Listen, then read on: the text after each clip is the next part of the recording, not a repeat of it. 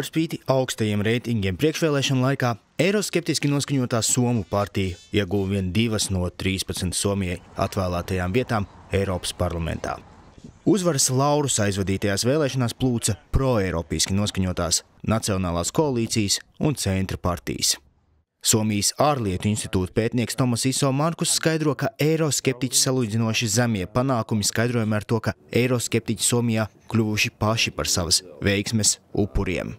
First of all, in 2011, when they won the national parliamentary elections, the debate was very much about the Eurozone crisis.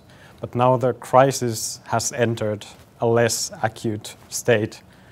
And at the moment, the main concern is the state of the Finnish economy, which is doing quite badly at the moment.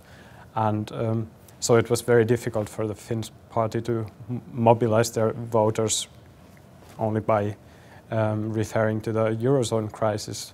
Then, of course, to some extent, they're also victims of their own success. So all the Finnish parties have taken more critical views on some specific EU policies or some aspects of the integration.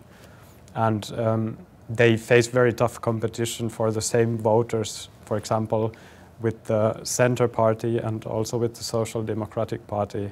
Analītiķis norāda, ka pat par spīti nebūšanām Eirozonā un augošajam eiroskepticismam citviet, Somi ir un paliek proeiropeiski un atbalsta dziļāku integrāciju Eiropas Savienībā.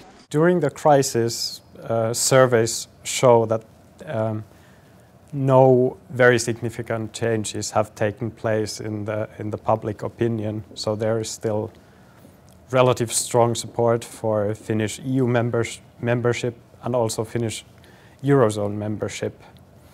And the Finnish EU policy as such has not changed significantly. So Finland is still a pro-European member state, a pro-EU member state.